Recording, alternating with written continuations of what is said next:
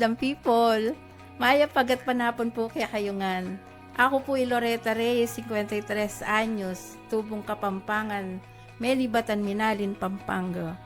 Magobra ko Keniking Campus Maintenance Office, UP Diliman bilang mensahero.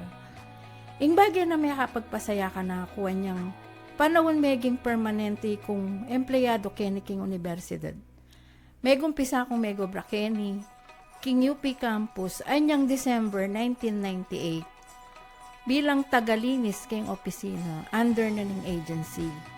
Malati ko mo sweldo, megumpisa ko mong ₱2 na pesos, pero megtyaga ko. Uling kailangan kong di na namasanting a bedeng at lukong anak. Mga latila pa anyang may kawani kami ning asawa ko at likwa na kako ing responsibilidad na. Anya megsipag ko, may ngarap ko, na sana datangin panahon na maregular ko at eko mebigo. Kay bat na ning adwang pulong banwo.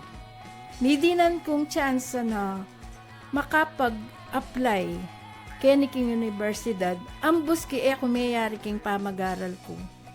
Mababa mo yung item ing pwede kong applyan. Uling high school mo ing ayari ko. Ako man may bigo. Kasi ikwa ko ing pangarapan ko na ma-regular ko.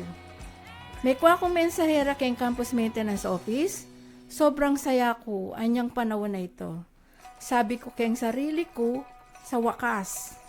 Ikwa ko na mo rin. Sabi ko kay sarili ko, sa wakas, akwa ko na mo rin nung nanong akakwadang benepisyo reng empleyado. Kasi dati marilya ko karela pagatin lang tatanggapan na benepisyo, maribatan Keniking UP. Kaya anyang may tanggap na ako, sobrang matula at saya keng pakiramdam at ikwa ko na ing buriko.